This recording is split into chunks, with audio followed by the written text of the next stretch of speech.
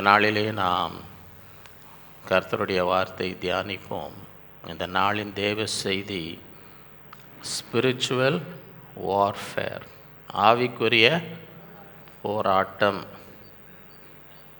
இந்த தலைப்பின் கீழே 7 சத்தியங்களை பார்ப்போம். முதலாவது ட்ரூத், சத்தியம்.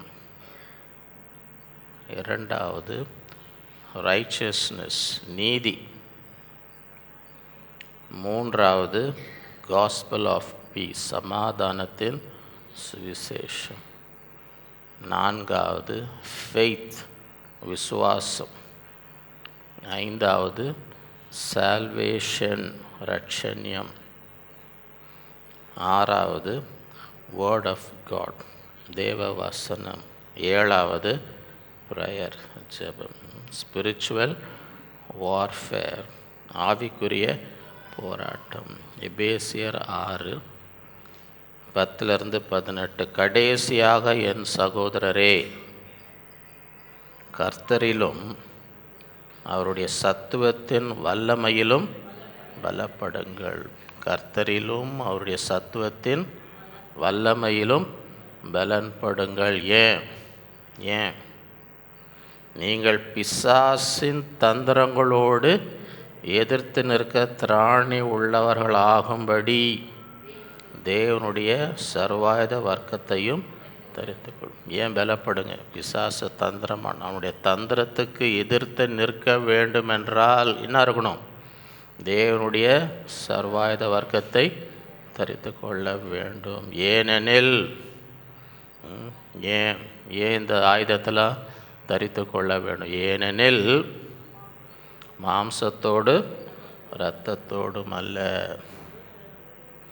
துரைத்தனங்களோடும் அதிகாரங்களோடும் இப்பிரபஞ்சத்தின் அந்தகார லோகாதிபதிகளோடும் வான மண்டலில் உள்ள பொல்லாத ஆவிகளின் சேனைகளோடும் நமக்கு போராட்டம் உண்டு.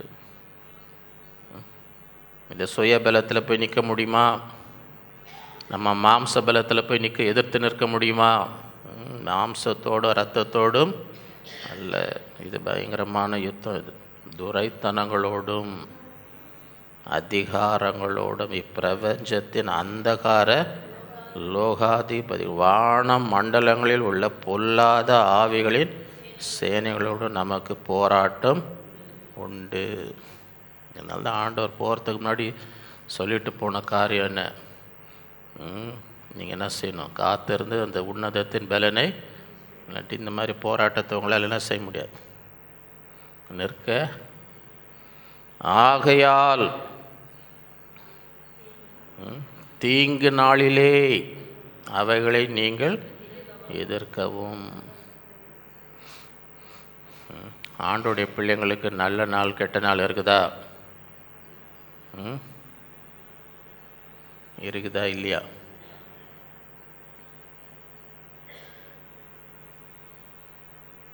சில பேர், ஐயா இன்றைக்கி வராதிங்க ஐயா, அன்றைக்கி வாங்க வேணும், அன்றைக்கி நான் ஃப்ரீ இல்லைங்க, இல்லை அன்றைக்கி வாங்க ஐயா. அம்மா நான் சாயங்காலம் வரேன், இல்லைம்மா ஐயா கொஞ்சம் காலையில் இத்தனை மணிக்கு வந்து, என்ன இல்லை காலையில் இன்னொரு இடத்துக்கு இல்லைங்க ஐயா, அந்த டைம் வாங்க. என்ன இது? என்ன இது? இந்த நாள் தான் வாங்க, இந்த மணிக்கு தான் வாங்கன்னா என்னது அது? நான் சொல்லாமே உங்களுக்கு தெரிதா என்னது அதுன்னு? ஆண்டுடைய பிள்ளைங்களுக்கு நல்ல நாள் கெட்ட நாள் இருக்குதா?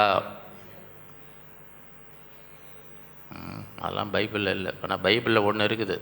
என்ன நாள்? தீங்கு நாள். அது இருக்குது பைபிளில். இருக்கா இல்லையா? என்னது இதுங்க தீங்கு நாள்? தீங்கு நாள் என்னன்னா, பிசாசு உங்களை குறி வச்சுருந்தான். ரொம்ப நாளாக உங்களுக்கு உங்கள் மேலே பார்த்துனே இருந்தான். என்றைக்கு உங்களை அடிக்கணும், என்றைக்கு உங்களை, அதான் தீங்கு நாள். குறி வச்சு ஒரு நாள் என்ன பண்ணுவான்? திடீர்னு வருவான். திடீர்னு சேர்த்து வச்சு எவ்வளோ நாள் உங்கள் மேலே வச்சுருந்த இந்த கரம், இந்த குறியை என்ன பண்ணுவான்? அன்றைக்கி வந்து அடிப்பான். அந்த நாள் எதிர்த்து நிற்க என்ன இருக்கணும்? இவ்வளோ ரொம்ப நாள் சும்மா இருந்திருப்பான். ரொம்ப நாள் உங்களுக்கு பிரச்சனையே, நீங்கள் பாட்டுக்கு நல்லா ஜாலியாக சந்தோஷம் பொங்குதேன்னு போயின்னு இருப்பீங்க. திடீர்னு ஒரு நாள் என்ன பண்ணுவான்?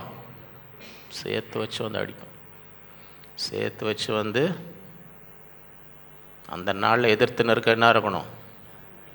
அது என்றைக்கு வரும்னு தெரியாது. அவன் என்றைக்கு உங்களை தாக்குவான்னு. அதனால நீங்கள் எப்பவுமே எதில் இருக்கணும்? ஆகையால் தீங்கு நாளிலே அவைகளை நீங்கள் எதிர்க்கவும் சகலத்தையும் செய்து முடித்தவர்களாய் நிற்கவும் திராணி உள்ளவர்களாகும்படி தேவனுடைய சர்வாயுத வர்க்கத்தை எடுத்துக்கொள். எப்பவுமே இருங்க. எப்பவுமே அந்த ஆயுதத்தை அணிந்து கொண்டு இருப்போம். எந்த நேரத்தில் சத்ரு தாக்குவான்னு நமக்கு தெரியாது. அந்த தீங்கு நாளில் எதிர்த்து நிற்க என்ன இருக்கணும்? திராணி இருக்கணும். தூங்கி நிற்கக்கூடாது. அவன் பார்த்துனே இருக்கிறான்.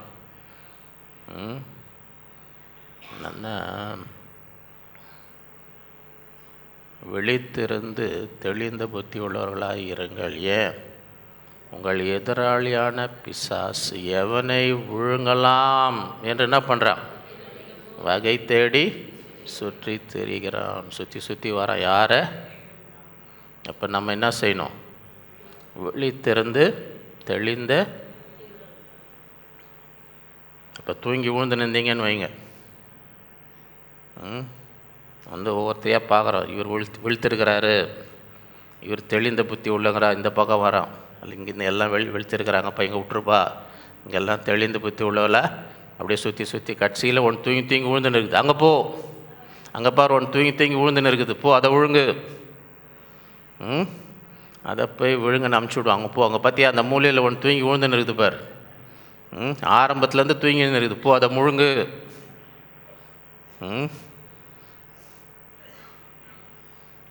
சொல்கிறது புரியுதா உங்களுக்கு? அவன் தேடின்னு இருக்கிறான். விழித்திருந்து தெளிந்த புத்தி இருந்தால் என்ன செய்ய முடியாது அவனால்? விழுங்க முடியாது. அவன் சுற்றி யார் யார் யாருன்னு பார்த்தனே. இதுவே சத்தியம் என்னும் கட்சை உங்கள் அறைகளில் கட்டினவர்களா, நீதி என்னும் மார்க்க வசத்தை தரித்தவர்களா, சமாதானத்தின் சுவிசேஷத்திற்குரிய ஆயத்தம் என்னும் பாதரட்சிய கால்களிலே, பொல்லாங்க நெய்யும் அக்னி ஆஸ்தங்களை எல்லாம் அவித்து போடத்தக்கதாக எல்லாவற்றுக்கும் மேலாக விசுவாசம் என்னும் கேடகத்தை பிடித்து கொண்டவர்களாய் நிலைமை, இரட்சண்யம் என்னும் தலை சீராவையும் தேவ வசனம் ஆகிய ஆவியின் பட்டயத்தையும் எடுத்துக்கொள்ளுங்கள். எந்த சமயத்திலும் சகல விதமான வேண்டுதலோடு விண்ணப்பத்தோடு ஆவியினாலே அதன் பொருட்டு மிகுந்த மன உறுதியோடும் சகல பரிசுத்த வான்களுக்காக பண்ணும் வேண்டுதலோடும் விழித்து கொண்டிருங்கள். 2 கொரிந்தியர் 10:3-6. நாங்கள் மாம்சத்தில் நடக்கிறால் இருந்தும் மாம்சத்தின்படி போர் செய்கிறவர் அல்ல. எங்களுடைய போர் ஆயுதங்கள் மாம்சத்துக்கு ஏற்றவர்களாய் இராமல் அரண்களை நிர்மூலமாக்குவதற்கு தேவ பலமுள்ளவராய் அவைகளால் நாங்கள் தர்க்கங்களையும் தேவனை அறிகிற அறிவுக்கு விரோதமாக எழும்புகிற எல்லா மேட்டிமையும் நிர்மூலமாக்கி எந்த எண்ணத்தையும் கீழ்ப்படிய சிறைப்படுத்துகளாக இருக்கிறோம். உங்கள் கீழ்ப்படிதல் நிறைவேறும் போது எல்லா ஆமைக்கு தக்க நீதியுள்ள தண்டனை செலுத்த ஆயத்தமாக இருக்கிறோம். இவே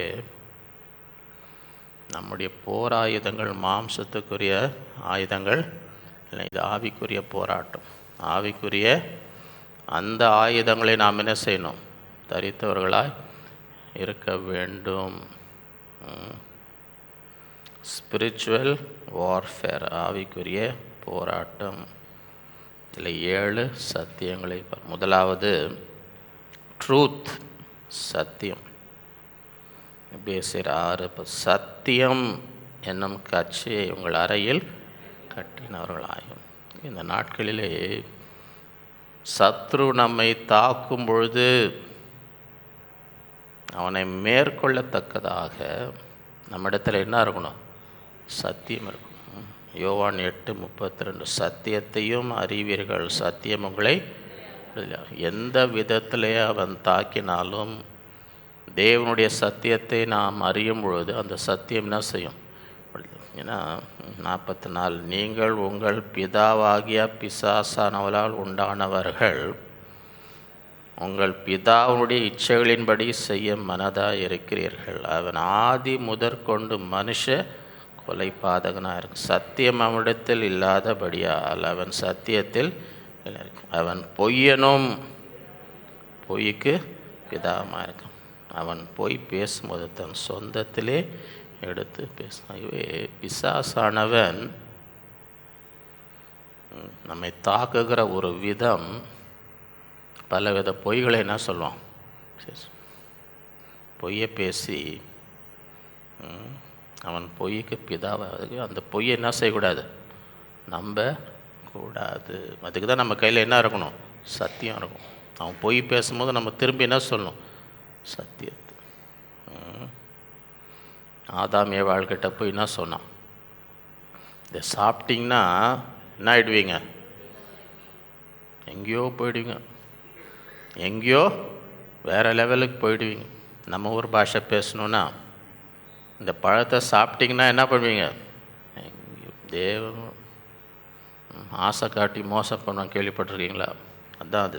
ஏதேன் தோட்டத்தில் போய் என்ன பண்ணான், இந்த பழத்தை சாப்பிட்டிங்கன்னா தேவனை போல் பொய். அதுக்கு தான் நம்ம கையில் என்ன இருக்கணும், சத்தியம் இருக்கணும். இப்போ ஆண்டவர்கிட்ட போய்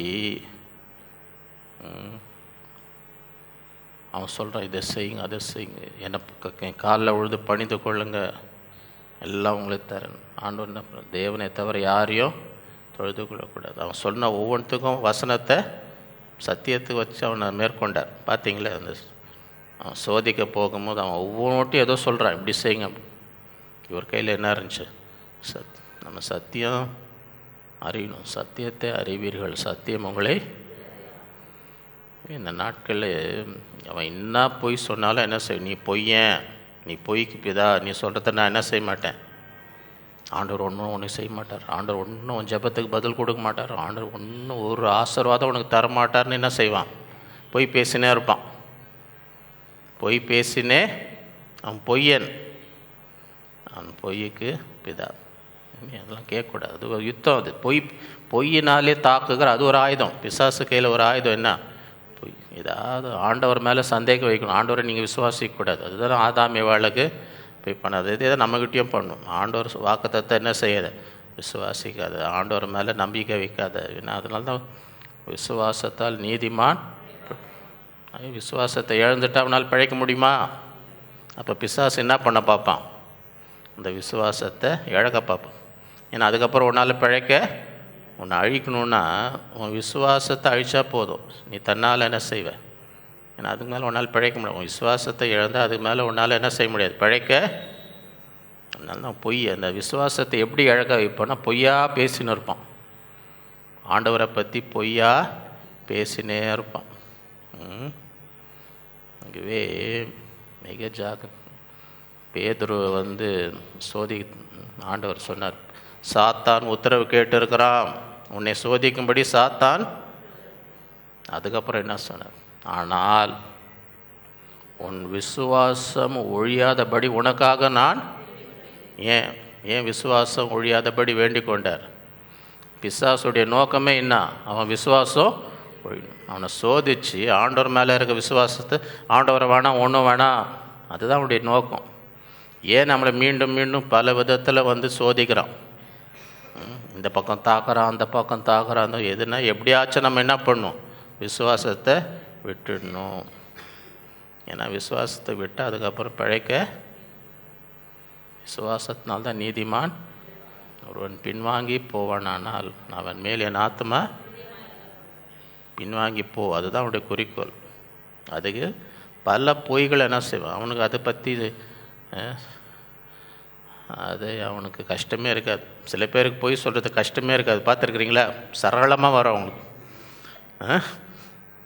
குழா திறந்து விட்டால் எப்படி தண்ணி ஊற்றுத மாதிரி வாயை திறந்தால் என்ன வரும், அந்த மாதிரி ஆளுங்களை பார்த்துருக்குறீங்களா? சரளமாக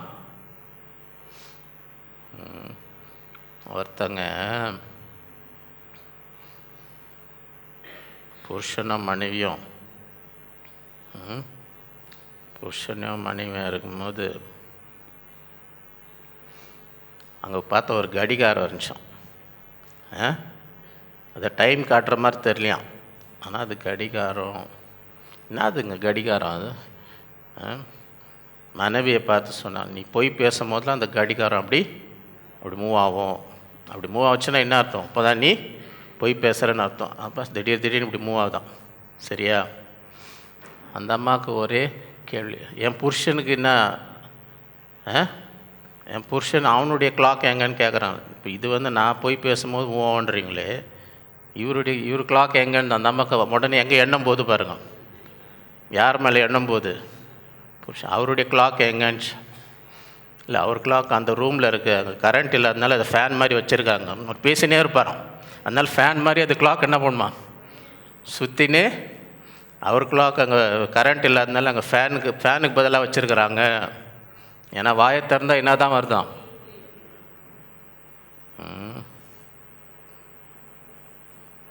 இந்த மாதிரி ஆளுங்க இருப்பாங்கன்னு நினைக்கிறீங்களா? இதுவே இந்த நாட்களிலே எதுக்கு சொல்கிறேன்னா, அது ஒரு ஆயுதம். பிசாசு பொய்யா பேசுவோம். பொய்யாய் நம்முடைய மனதில் இப்படி ஆகிடும், அப்படி ஆகிடும், ஒன்றும் ஆக போகிறதில்ல. அவன் சொல்கிற ஒன்றும் இப்படி ஆகிடும், இப்படி தான் நடக்கும், இப்படின்னு சொல்லிட்டு உங்களை ஒரு மாதிரி ஆக்கி எப்படியாச்சும் ஆண்டவர் மேலே விசுவாசத்தை என்ன செய்யணும், இழக்கணும். அதுதான் குறிக்கும்.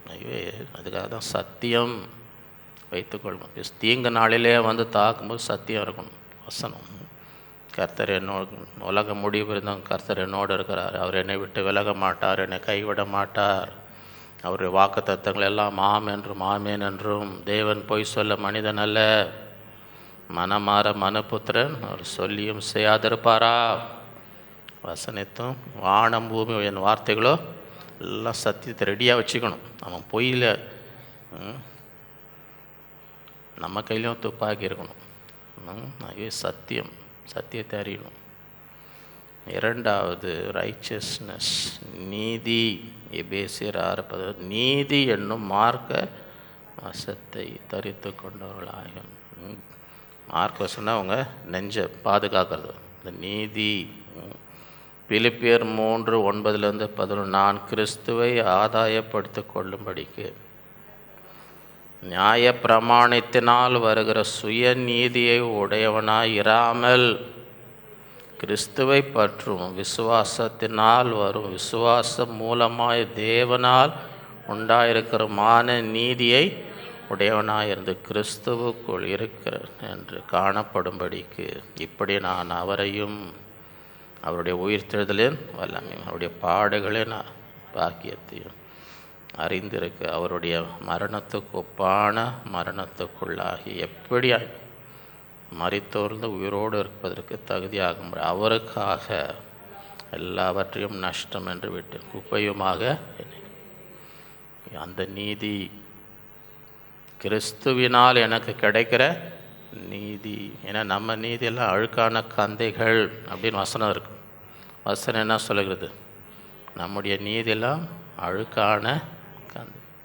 ஆண்டோடைய நீதிக்கு முன்னாடி நிற்கவே முடியாது. ஆண்டோடைய நீதிக்கு முன்பதாக நம்மளாம் என்ன செய்ய முடியாது. அதனால தான் இப்போ என்னுடைய சுயநீதி இல்லாமல் அவரால் எனக்கு கிடைக்கிற நீதி. 1 கொரிந்தியர் 1:30-31, அந்தபடி நீங்கள் அவராலே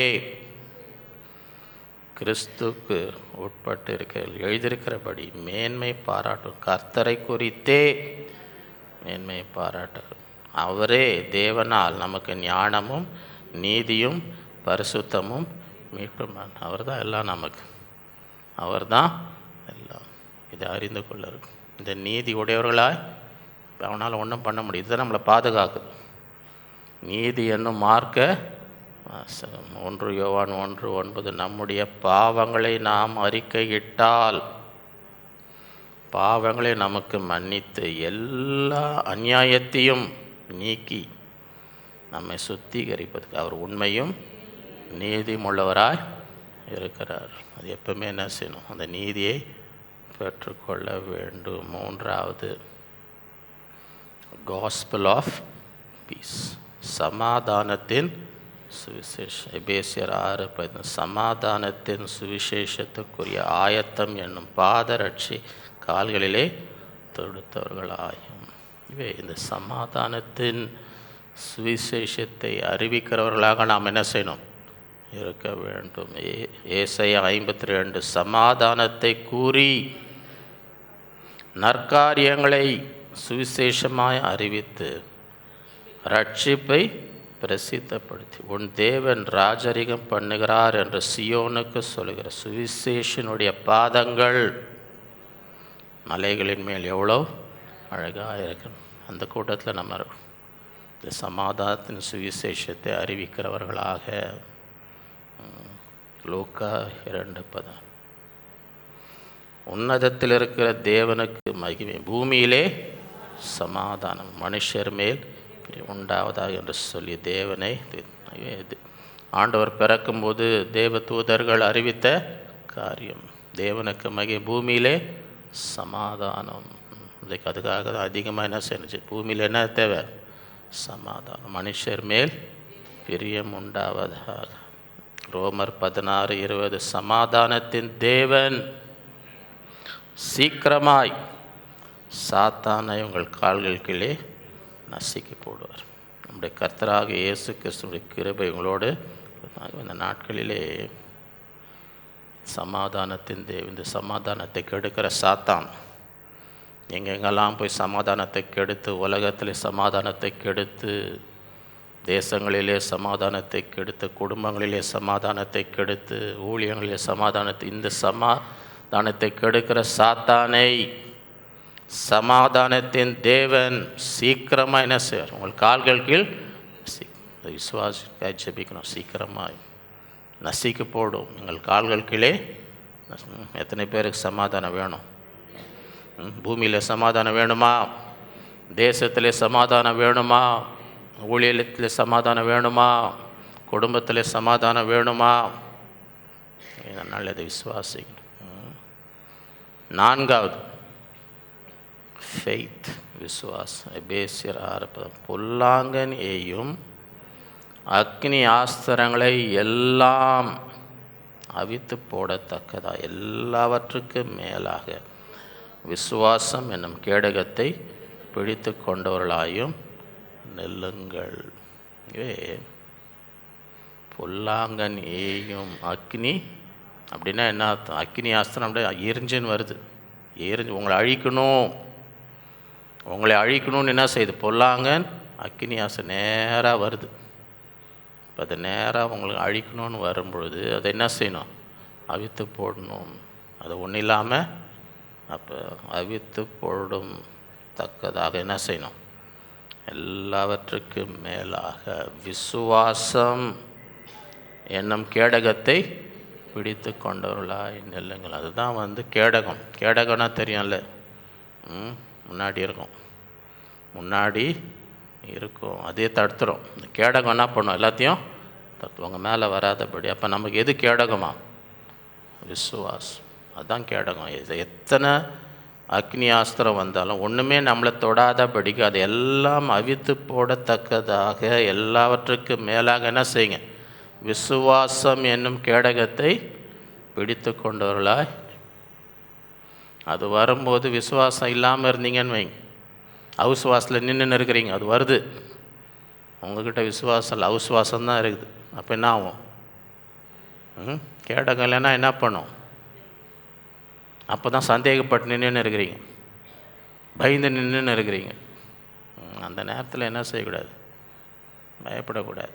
அந்த நேரத்தில் அவிசுவாசமாக இருக்கும், சந்தேகப்படும். அந்த நேரத்தில் தான் விசுவாசம் முன்னாடி நிற்கணும். அங்கே எரிஞ்சுன்னு வருது பாருங்கள், அக்னி ஆஸ்திரம் வரும்பொழுது நமக்கு முன்னாடி என்ன இருக்கணும்?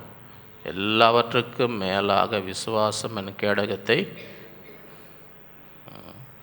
1 யோவான் 5:4, தேவனால் பிறப்பதெல்லாம் உலகத்தை, நம்முடைய விசுவாசமே உலகத்தை ஜெயிக்கிற. உலகத்தில் எவ்வளோ போராட்டம் இருக்கும், அதெல்லாம் ஜெயிக்கணும்னு நமக்குள்ளே என்ன இருக்கணும்? இந்த ஆயுதம். தீங்கு நாளிலே அவனுக்கு எதிர்த்து நிற்கணும்னா ஆயுதம் என்ன? விசுவாசம் என்னும் கேடகம். எபிரியர் 11:29-34. விசுவாசத்தினாலே பின்னால் பார்வோன் சேனை துரத்தின்னு வருது. பார்வோன் சேனை இவங்ககிட்ட ஆயுதம் ஒன்றும் கிடையாது.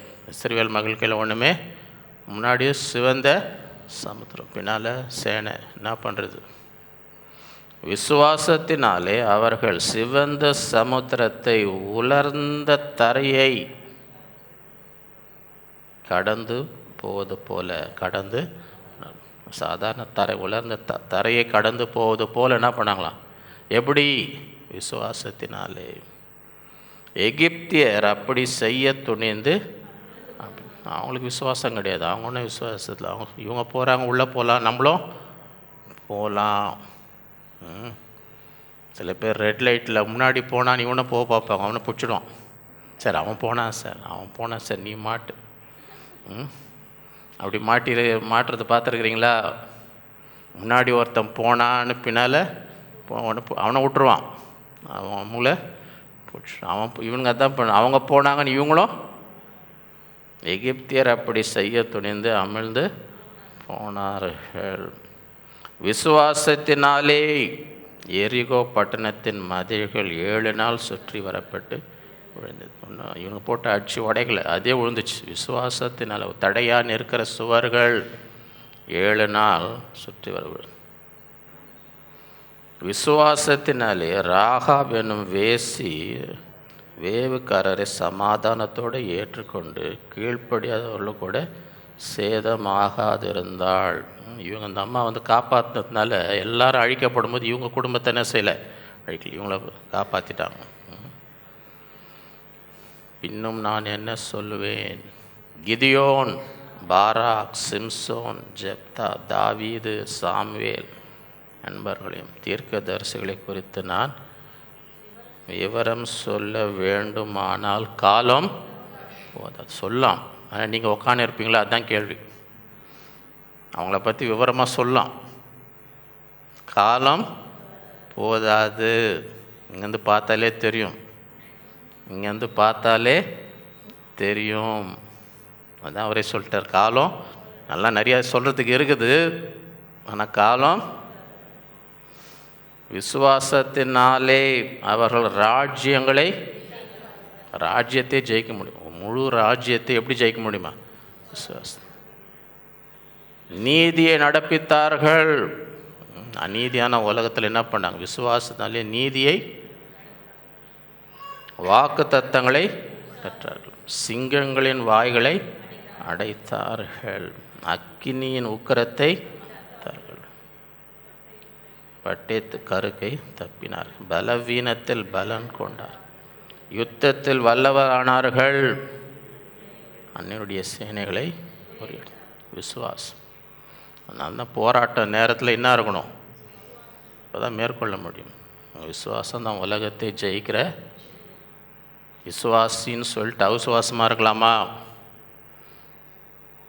விசுவாசின்னு சொல்லிட்டு சந்தேக பேரொழியாக இருக்கலாமா? விசுவாசின்னு சொல்லிட்டு பயந்தாங்கோலியாக இருக்கலாமா? தீங்கு நாளில் நிற்கணுன்னா இதில் உறுதியாக இருக்கணும். அவங்க எரிஞ்சின்னு வருது, அங்கே எரிஞ்சின்னு வருது. அதுக்கு எல்லாவற்றையும் அவித்து போடத்தக்கதாக எல்லாவற்றுக்கும் மேலாக என்ன இருக்கணும்? விசுவாசம் என்னும் கடவுள். 5வது சால்வேஷன், ரட்சண்யம். எபேசியர் 6:17 ரட்சண்யம் என்னும் தலை சீராவையும். Helmet of self. ரோட்டில் ஹெல்மெட் போடணுமா போடக்கூடாதா?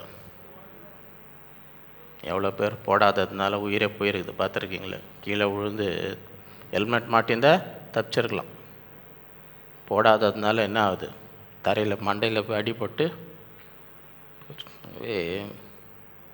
ஆவிக்குரிய போராட்டத்தில் என்ன இருக்கணும்? ஹெல்மெட். ரட்சண்யம் என்னும் ரோமர் 8:14 மேலும் எவர்கள் தேவனுடைய ஆவியினாலே நடத்தப்படுகிறார்களோ அவர்கள் தேவனுடைய புத்திரராய் இருக்கிறார்கள். அந்தபடி திரும்பவும் பயப்படுவதற்கு நீங்கள் அடிமைத்தனத்தின் ஆவியை அப்பா பிதாவே என்று கூப்பிட பண்ணுகிற புத்திர சுவிகாரத்தின் ஆவியை நாம் தேவனுடைய பிள்ளைகளாய் இருக்கிறோம் என்று ஆவியானவர் தாமே நம்முடைய ஆவியினுடைய சாட்சி கொடுக்கிறார். அந்த நிச்சயம், நீ ஆண்டோடைய பிள்ளை, நாம் தேவனுடைய புத்திரர் என்று ஆவியானவர் நமக்கு என்ன கொடுக்குறார்? பிசாசு அதை தான் இது பண்ணும். ஆண்டவர்கிட்ட 40 நாள் உபவாசம் முடிச்சேன், நீ தேவனுடைய குமாரன் ஆனால் ஆரம்பிக்கிறான்னா அதே கேள்வி கேட்குறேன், நீ உண்மையாக ஆண்டோடைய பிள்ளையா, நீ தான் ஆண்டோடைய குமாரனா? ஆனால்னா என்ன அர்த்தம்? அதே மாதிரி தான் நம்பியும், நீ ஒன்றும் ஆண்டோட பிள்ளையே கிடையாது, உனக்கு ஒரு உரிமையும் கிடையாது, நீ ஒன்றும் கிடையாதுன்னு இல்லை.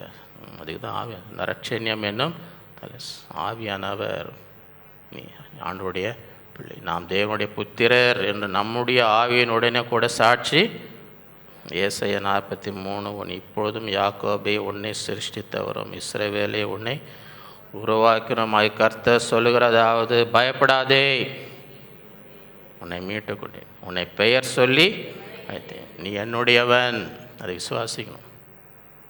பிசாசு ஏதாவது வந்தான், நான் ஆண்டோடைய, நீ போயிட்டு வா, நீ ஒன்றும், ஆண்டவர் என்னை பெயர் சொல்லி அழைத்திருக்கிறார், நான் ஆண்டவருக்கு சொந்தம், என்னை உருவாக்குனவர், என்னை மீட்டு கொண்டவர். எப்பவுமே அந்த ஹெல்மெட் மாட்டின்னு இருக்கும். ரட்சண்யம் என்னும் தலை. 6வது வேர்ட் ஆஃப் காட், தேவ வசனம். எபேசியர் 6:17 தேவ வசனமாகிய ஆவியின் பட்டயத்தையும் எடுத்துக்கொள்ளுங்கள். இந்த வசனம் எப்படி இருக்குது? பட்டயம். இப்போ நம்ம வாயிலேருந்து இந்த வசனம் எப்படி போகுது? ஒரு பட்டயம் போய் அவன் நம்மளை அழிக்கணும்னு வரான். தீங்கு நாளிலே அவன் அழிக்கணும்னு வரும்போது நம்ம வாயிலேருந்து என்ன போகணும்? வசனம் போகணும், ஆண்டுடைய வாசனம். எபிரேயர் 4:12 தேவனுடைய வார்த்தையானது ஜீவனும் வல்லமையும் உள்ளது, இருபுறம் கருக்குள்ள எந்த பட்டயத்திலும் கருக்குதான், ஆத்மாவையும் ஆவியும் கணுக்களையும் ஊனையும் பிரிக்கத்தக்கதாக உருவ குத்திரதாயும் இருதயத்தின் நினைவுகளை யோசனைகளும் வகையிருக்கிறது. சங்கீதம் 149:6 ஜாதிகளிடத்தில் பழி வாங்கவும் ஜனங்களை தண்டிக்கும், அவருடைய ராஜாக்களை சங்கிலிகளினாலும் அவருடைய மேன்மக்களை இருப்பு விலகினாலும் கட்டவும், எழுதப்பட்ட நியாய தீர்ப்பை அவர்கள் மேல் செலுத்தவும். என்ன இருக்கணும்? அவருடைய வாயில் கர்த்தரை உயர்த்தும், அவர்கள் கையில் இருபுறம் கருக்குள்ள பட்டயம் இருக்கும். இந்த கணம் அவருடைய பரிசுத்தவான்கள் யாவருக்கும் வசனம். ஆவியின் பட்டயமாகிய தேவ வசனம் அது வாயிலிருந்து வந்துனே இருக்கணும். நம்ம வாயிலிருந்து என்ன செய்யணும்? தீங்கு நாளிலே வாயிலிருந்துன்னா வரணும் வசனம். ஏசாயா 55:10 மாரியும் உறைந்த மழையும் வானத்திலிருந்து இறங்கி அவ்விடத்திற்கு திரும்பாமல் பூமியை நினைத்து அதன் முளை கிளம்பி விளையும்படி செய்து விதைக்கிறவனுக்கு விதையையும் புசிக்கிறவனுக்கு ஆகாரத்தையும் கொடுக்கிறது எப்படியோ. வானத்திலேருந்து மழை வந்து என்ன செய்யுது? விளைச்சலை, வயல் மேலே வந்து மழை விழுந்தால் என்ன ஆகுது? விளைச்சல். அப்படியே என் வாயிலிருந்து புறப்படும் வசனமும் அது வெறுமையாக என்னிடத்திற்கு நான் விரும்புகிறதை செய், நான் அதை அனுப்பின காரியம் ஆகும்படி அதுதான் வசனம். வாயிலிருந்து என்ன வரணும்? தேவ வசனம். அது போகும், அது ஆவியின் பட்டயம். ஆண்டவர் எல்லாமே தன் வாயிலிருந்து வருகிற வார்த்தையினால்தான் வெளிச்சம் உண்டாவது. உடனே என்ன அது? எல்லாமே உலகம் சிருஷ்டித்தது எல்லாமே வாயிலிருந்து வந்த, இன்னும் அதில் அவ்வளோ வல்லமை இருக்குது. இப்போ என்றைக்கு அவர் வாயிலேருந்து வெளிச்சம் உண்டாகுதுன்னு சொன்னாரோ, இன்ன வரைக்கும் வெளிச்சம் உண்டாயின்னு இருக்கு, இன்ன வரைக்கும் எரிஞ்சுன்னு இருக்குது. இதுக்கு என்றைக்கா கரண்ட் கட் ஆகிருக்குதா? நாங்கள் இருட்டார் இல்லை, பரலோகத்தில் கரண்ட் கட் ஆகிடுச்சிங்க, சூரியன் ஏதோ ரிப்பேர் ஆகிடுச்சு, என்றைக்கா ஆகிருக்குதா? ஏன்னா அவர் வாயிலேருந்து ஒரு வார்த்தை வந்துச்சுன்னா அது யாரும் அவ்வளோ வல்லமை. அதனால தான் அதை நம்ம வாயிலேருந்து வரணும். நம்ம வாய் கண்டதை பேசணும் இல்லாமல் வேத வாசனம் தேவனுடைய வார்த்தை வாயிலேருந்து என்ன செய்யணும்? அது திரும்ப வராது, அது போய் எதுக்காக அனுப்பினோம் அது என்ன செய்யும்? நிறைவேற்றும். 7வது ப்ரேயர் எபேசியர் 6:10. எந்த சமயத்திலும், எந்த சமயத்திலும்னா என்ன அர்த்தம்? ஞாயிற்றுக்கிழமை காலைன்னு போட்டிருக்கா? வாரத்துக்கு ஒரு முறை, மாதத்துக்கு ஒரு முறை, வருஷத்துக்கு ஒரு முறை அப்படின்னு போட்டிருக்கா? எந்த சமயத்தில் சகல விதமான வேண்டுதலோடும் விண்ணப்பத்தோடும் ஆவினாலே ஜெபம் பண்ணி அதன் பொருட்டு மிகுந்த மன உறுதியோடும் சகல பரிசுத்த பண்ணும் வேண்டுதலோடும் விழித்து கொண்டு, எந்த சமயத்திலும் சகல விதமான வேண்டுதலோடும் விண்ணப்பத்தோடும் ஆவினாலே. இப்போ இந்த சகல விதமான ஒவ்வொரு சூழ்நிலைக்கு ஏற்ற மாதிரி என்ன செய்யணும்? இப்போ ஒருத்தவங்க பிறந்த நாளுக்கு ஜெபம் பண்ணணும், அது ஒரு மாதிரி. ஒருத்தருக்கு ஐசியூவில் இருக்கிறாங்க, உயிருக்கு போராடினு, அங்கே எப்படி ஜெபம் பண்ணணும்? அதுக்கேற்ற மாதிரி ஜெபம் பண்ணணும். சரியா? சில பேருக்கு எந்த நேரத்தில் எப்படி ஜெபம் பண்ணணுன்னு தெரிய மாட்டேது. ஒருத்தர் புது விசுவாசி,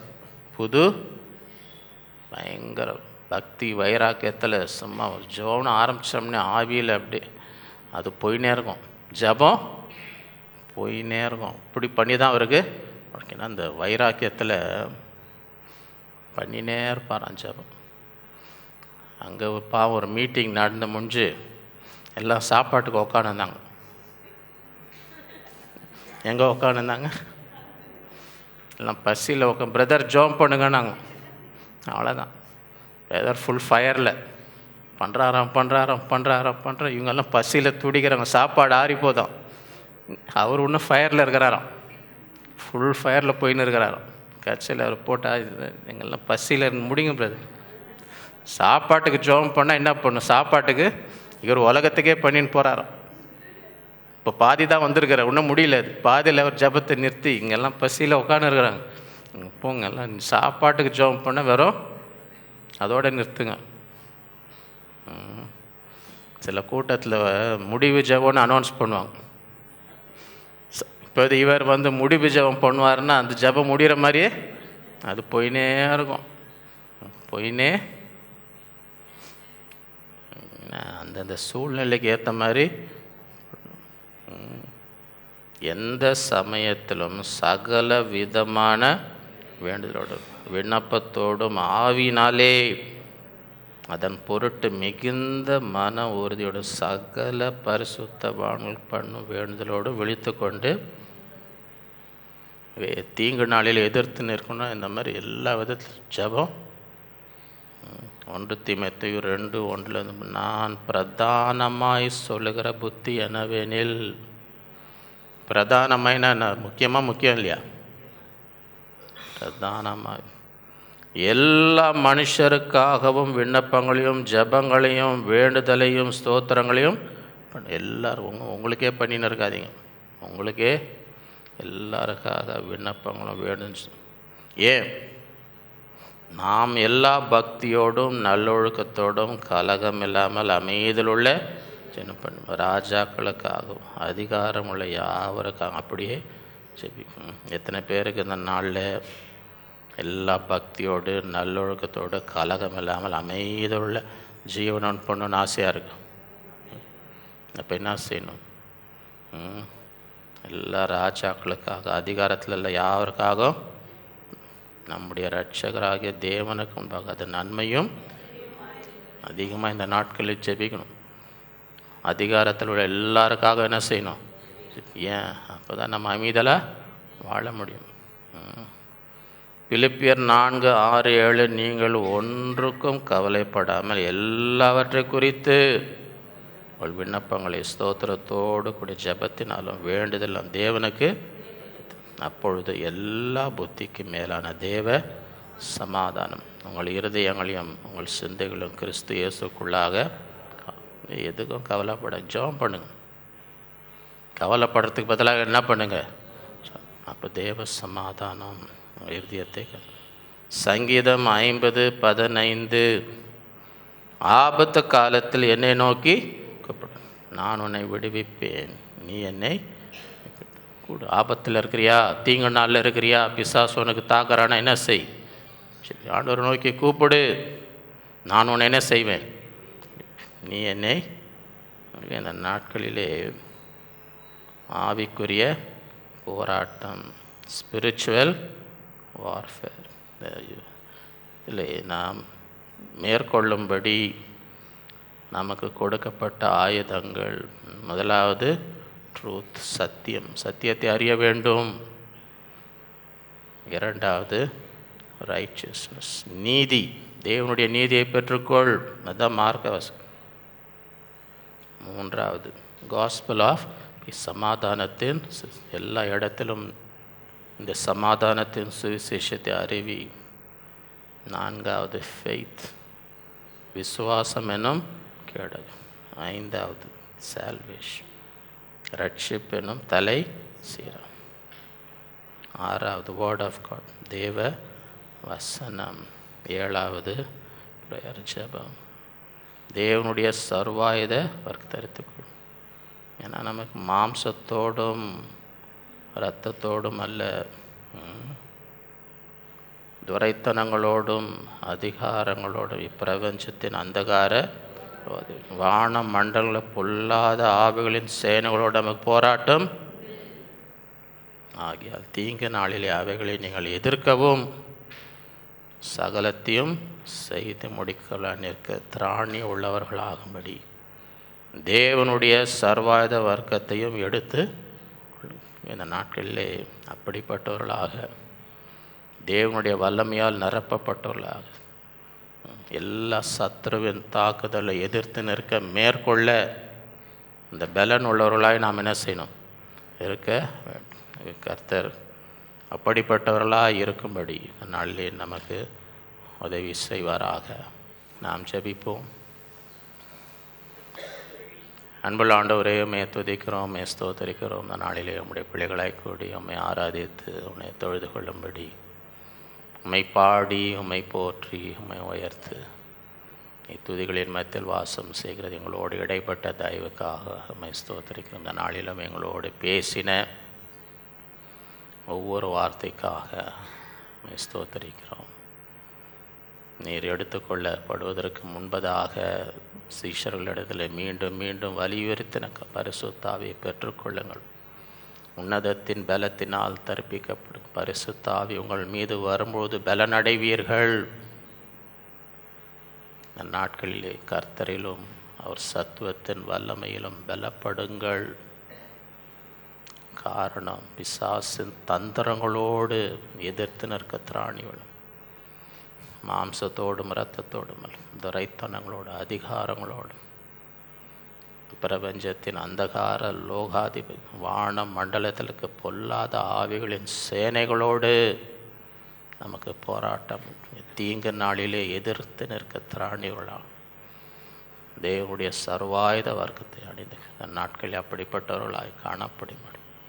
உடைய சத்தியத்தை அறிந்து எல்லா பொய்கள், பிசாசானவன் மீண்டும் மீண்டும் பொய்க்கு பிதாவாக இருந்து பலவித பொய்களை பேசி எங்கள் விசுவாசத்தை இழக்கும்படி முயற்சிக்கும், சத்தியத்தினாலே அதை எதிர்த்து நிற்கும்படி கிருபை தருவீராக. உம்முடைய நீதியால் நிரப்பப்படும்படி, எங்களுடைய சுயநீதி இல்லாமல் உம்முடைய நீதி, கிறிஸ்து இயேசுவின் விசுவாசத்தினால் வரும் நீதி, நம்முடைய பாவங்களை அறிக்கையிட்டால் எல்லா அநியாயத்தை நீக்கி எங்களை சுத்திகரிப்பு உண்மையும் நீதி உலகுமாறு எப்பொழுதும் அந்த நீதியிலே நாங்கள் நிலைத்திருக்கும்படி செய்வீராக.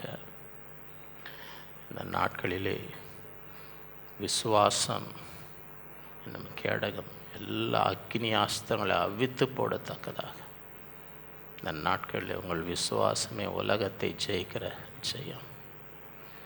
சுவிசேஷத்தின் பாதரஸ் எல்லா இடங்களிலும் நாங்கள் இந்த சமாதானத்தின் சுவிசேஷத்தை அறிவிக்கிறோம். அவருடைய பாதங்கள் எத்தனை அழகாக இருக்கிறது. சமாதானத்தின் தேவன் சாத்தானை சீக்கிரமாக எங்கள் காலில் நசுக்கி போடுகிறார்.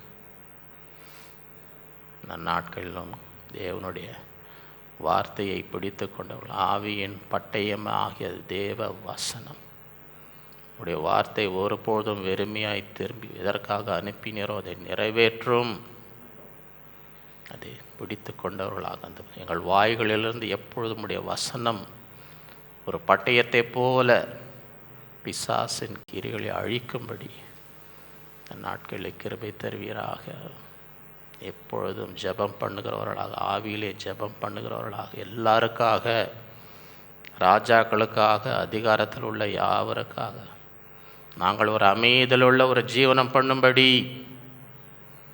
இந்த நாட்களில் அப்படிப்பட்டவர்களாக ஜெபிக்கும்படி கிருபை தரும். எப்பொழுதும் ஒரு ஜெப ஆவியினால் எங்களை நிரப்பும் ஆண்டவர். நாட்களிலே எல்லாவற்றையும் மேற்கொள்ளும்படி எப்படிப்பட்ட போராட்டத்தை சந்தித்தாலும் எல்லாவற்றிலும் ஜெயம் கொள்ளுகிறவர்களாக, முற்றும் வெற்றி சிறக்கிறவர்களாக காணப்படும்படி இந்த நாட்களே உங்களுடைய சர்வாயுத வர்க்கத்தை எப்பொழுதும் தரித்து கொண்டவர்களாக நிற்கும்படி நாட்களில் ஒவ்வொருவருக்கும் நிற்கிறபை தருவீராக. ஒவ்வொருவரையும் ஆசீர்வதியும், அவருடைய தேவைகளை சந்தியும், குடும்பத்திலே சமாதானம் சந்தோஷத்தை தார், குறைவில்லாமல் சம்பூர்ணமாய் வாழும்படி செய்து எல்லா தீமைக்கும் பொல்லாப்புக்கும் விலக்கி காத்து நம்முடைய கரத்தில் ஒப்பு கொடுக்கிறோம். இந்த நாட்களிலே இந்த நிகழ்ச்சியை பார்த்து கொண்டிருந்த ஒவ்வொருவரையும் ஆசீர்வதி, உடைய வீடுகளிலே ஆசீர்வதியும் உடைய கரத்தில் ஒப்பு கொடுக்கிறோம். எல்லா துதிக்கான உமக்கே செலுத்துகிறோம் இயேசுவின் மூலம் பிதாவே. ஆமென். நம்முடைய கர்த்தராகிய இயேசு கிறிஸ்துவின் கிருபையும் பிதாவாகிய தேவனுடைய அன்பும் பரிசுத்த ஆவியானவருடைய அந்யோன்ய ஐக்கியமும் நம் அனைவரோடும் என்றும் என்றும் சதா காலம் இருப்பதாக. என் ஆத்மாவே கர்த்தரை, என் முழு உலகமே அவருடைய பரிசுத்த நாமம்.